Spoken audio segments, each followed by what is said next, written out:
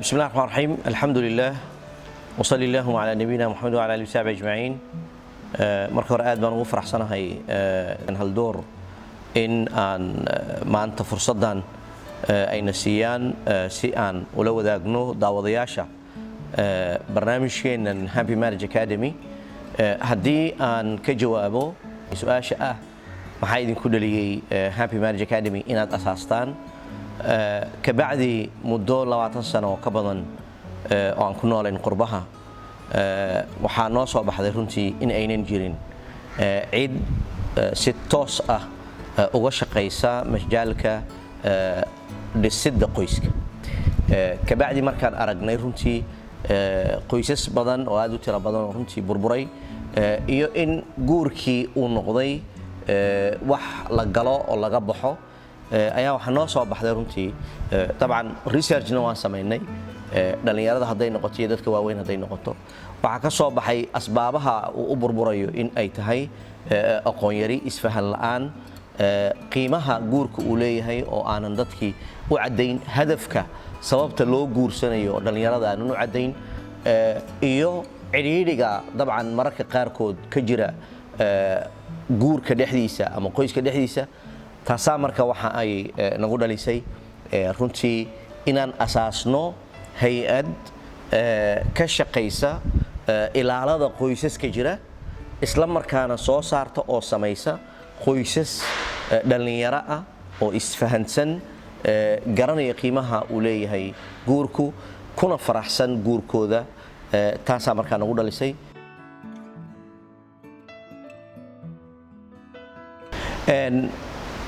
haddii aan ka jawaabo su'aasha maxay tahay caqabadaha marka aad bilowdeen barnaamijkan idin soo waajahay ama aad kala kulanteen bulshadeen waxaad ogtihiin walaalayaal bulshadeennu in ay aad ugu adag tahay jaanibka dhaqanka marka la sheegana mararka qaarkood waxa backgroundka ama aqliyadda Soomaaliga ku jirta ama ka dhex guuxaysa ereyada mahmaaha ee aanan fiicnayn mesela waxa kamid ah nin yanaagtii calla ma aha nabadna ma aha jacayl wax la yiraahdo inuu qiimo lahayn oo cid jacayl ka hadashay ay waxba u sheegaynin dhadhanba uma sameynayaba bilmunaasaba annagana yaana maadaama aan dhisitaanka qoysaska aan ka shaqeyno waxa la noo saaray qoyskii jacaylka dadka qaarkood aad bay ula yara foolxuntahay waliba dadka aan oran karo traditionalistiga ah waxyaabaha aan la kulanay waxaa ka mid ah dadka qaarkood runtii critique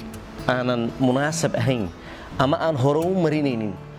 baahida uu ka jawaabaya barnaamijkan ayay sameeyaan qaarkood istihzaa baa ku jira laakiin annagu runtii uma aabayeelo maxaa yeelay hadaf baa noocad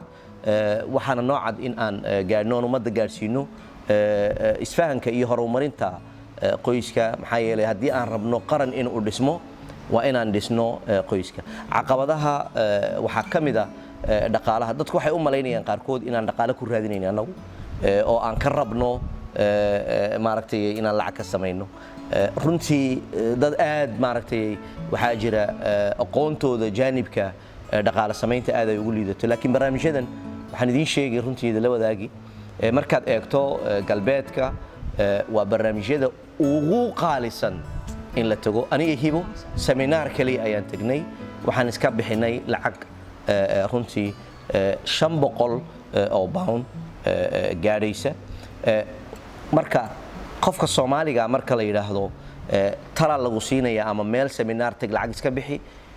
meeshu doon caalamka ha joogo waliba dadka hore dadka aniga ila da'da ah aad bay maaragtay yaana wax aan qiimo lahayn ugu arkayaan laakiin iyagana waxa leenahay kulli way soo gaari doonaan dhalinyarada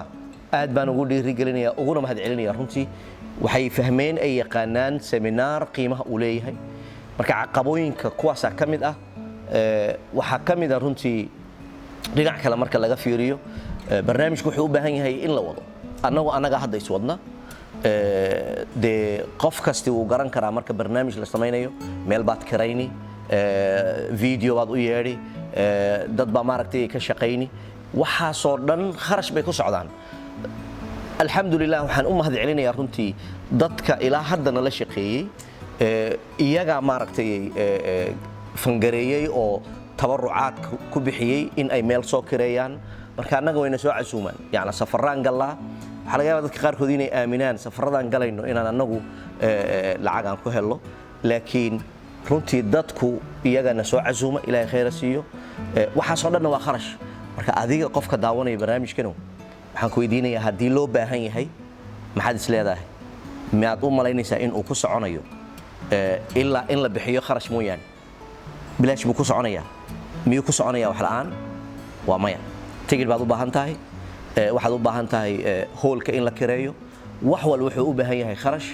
adiga informationkan inuu ku soo gaadho dad baa u taagan hadda oo duubaya oo waqti ku bixiyey marka dadka walaalaha ee u malaynaya yacni fikirkoodu aadka u gaaban yahay waan ka cudur daaranayaa waxaan aad ugu mahadinayaa dadka aadka u tirada badan leh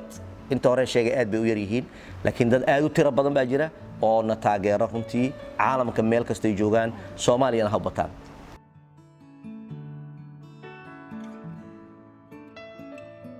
الحمد لله رب العالمين وصلى الله على سيدنا وحبيبنا محمد صلى الله عليه وسلم إن آد بان إذن كم هذا علينا ورئيسنا ورئيسين يفافين تدفافين برنامجك runtii sideen u maareynaa hawsha aan qabanayno iyo noloshayada kale oo dhan waxa horta taageero weyn ah oo ilaahay noo fudeydiyay inaan labadayaduba barnaamijka aan wadno haddii aan keligay wadi lahaa waxa dhici lahayd inuu Axmed gurigii ku haro hadduu keligii wadi lahaa waxa dhici lahayd inaan anigu gurigii ku haro marka maxay hayday laakiin maadaama aan wada socono waan isla fahmaynaa hawsha noo taala iyo shaqada noo taala runtii management badan oo aad u culus ayaa jirta oo ah inaan maareyno ubadkii gurigii aan ka nimidnay socdaalka yagan oo dheer oo bilya bar qaatay maxay hayday waxa soo dhan in la isku keeno ayay u baahan tahay waxaana fudaydinayaa runtii dareenka aan ka qabno barnaamijkan inaan meel gaarsiino wax markaad dhisaysid waad garan kartaa waqtiga ugu horeeya adigu juhdigaaga iyo xoogaaga iyo awooddaadii oo dhan bad gelinaysaa barina waxaad heli doontaa dad kula wada oo waxaan higsanayno waaye inaan dhalinyar isqabta oo lamaanayaal ah ay soo baxaan magaalo walba ka soo baxaan si barnaamijkan u sii wadaan ilaa aankaas culays badan waan dareemaynaa laakiin aan daraa alxamdulillah waxaana sii saacidayo kale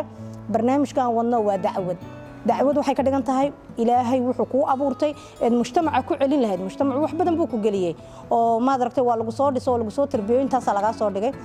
wixii aad celin lahayd ummadaadu celin lahayd weeyaan marka mafhuumkaas guud qofku hadduu qabo runtii shaqadu way u fududaanaysaa man leh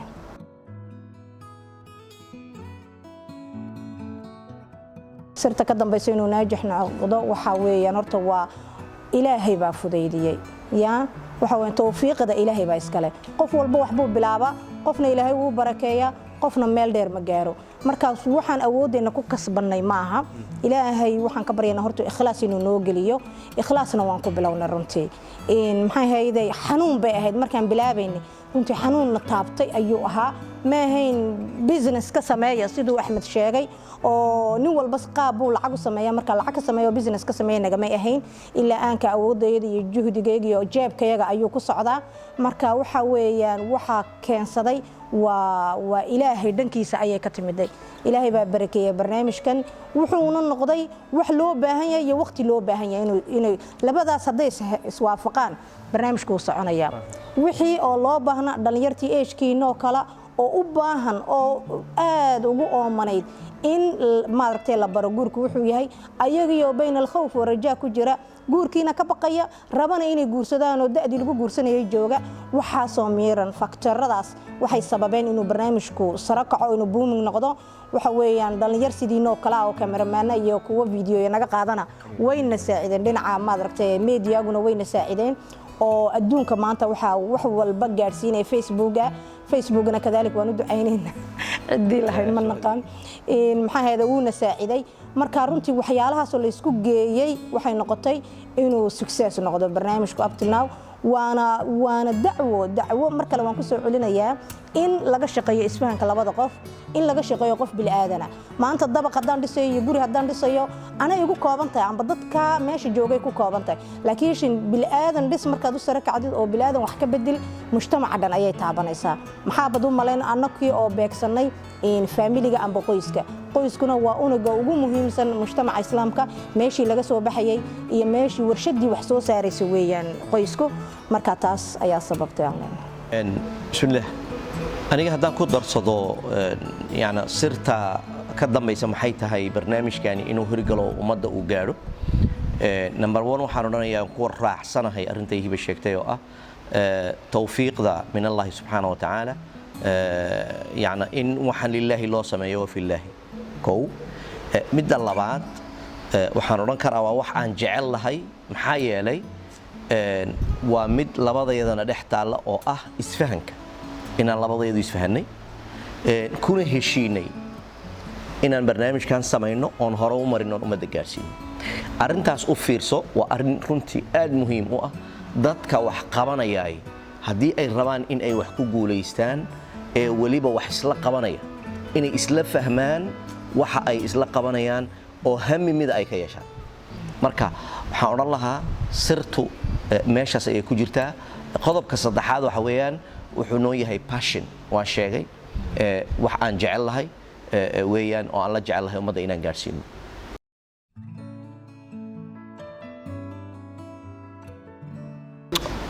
fariinta waxaan aniga fariin u gudbinayaa dadweynaha maaragtay cajiladan daawan doona haddii in aad ku guulaysato noloshaada kow ama waxa aad jeceshahay inaad qabato number 1 waxaad isku xidhaa ilaahay subxaanahu wa tacaala ducadu waa muhiim ilaahay waxaad weydiisataa waxa aad jeceshahay inuu ilaahay kugu guuleeyo wajigiisana aad u samayso number 1 number 2 waxaan dhihi lahaa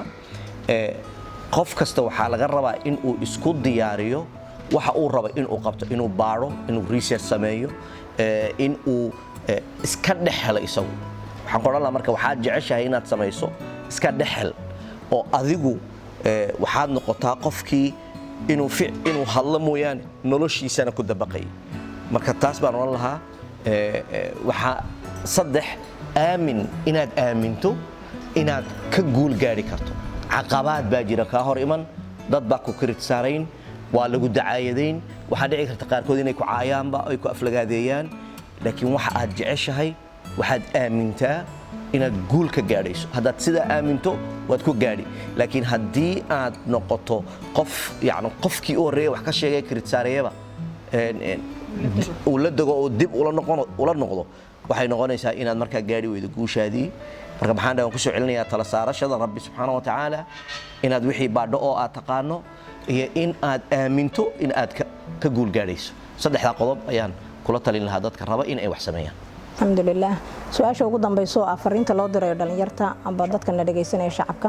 runtii anigu waxaan khaas ahaan la hadlayaa dadka Soomaaliyeed khaas ahaan dadka dhalinyarta ah dhalinyartu waxa weeyaan waa wixii wadanka ayaga soo kacaya mujtamaceena Soomaaliyeed maanta dad buu u baahan yahay dad quality u baahan yahay dad maaragtay wadaninimadu ay hayso ayay u baahan yihiin dad waxay u baahan yihiin wadanku u baahan yahay maanta tayale ayuu wadanku u baahan yahay marka dhalinyartaas wax baratay ee dal iyo dibadba joogta in ay horta ay is yiraahdeen wadankaaga wax ku soo celi wadankaaga wax ku darso wadankaaga adaa u maqan aduu ku baahan yahay markay taasi ka dhacdo ilaahay dartiina inaa wax loo qabtaa la rabaa waxa kale waxa soo dhan ka wada horeeya in aad isa soo tababartid naftaada inaad soo dhistid marka dadku naftaada dhistid ee diyaarisid marka wax soo saar fiican ayaad yeelanaysaa ummadda mujtamaceena Soomaaliyeed meel badan bay ku liitaan oo uga baahan yihiin wacyigelin aad u fara badan wax walbana yuusan noqon business iyo wax laga shaqaysto yuu noqon ummadan waxay u baahan tahay dad u naxa oo maartay iyagu waqti badan geliya ilaahay baa kuu barakay rizqaaga ilaahay baa qorkoriyo hoos laakiin inaad adigu si mutadawacnimo aad uga shaqaysid oo ummadda hooyadu way baahan tahay ilmuhu uu baahan yahay cid walba maanta baahan marka dadkaas in loo soo jeesto qof walbana ha ogaado waxa uu ku fiican yahay waxa weeyaan ilaahay waa wuxuu ugu talagalay inuu ku shaqeeyo waxa lagu soo raacinayaa quality iyo maaragtay wixii aad wax ku qaban lahayd waa lagu soo raacinay bal adigu dib iskugu noqo isbaad oo ishel oo is ogow maxaad ku fiican tahay maxaad jeceshahay maxaad qaban kartaa intaas su'aalo markaad ka jawaabtid raadi sidii aad wax soo saari lahayd marka raadi insha Allah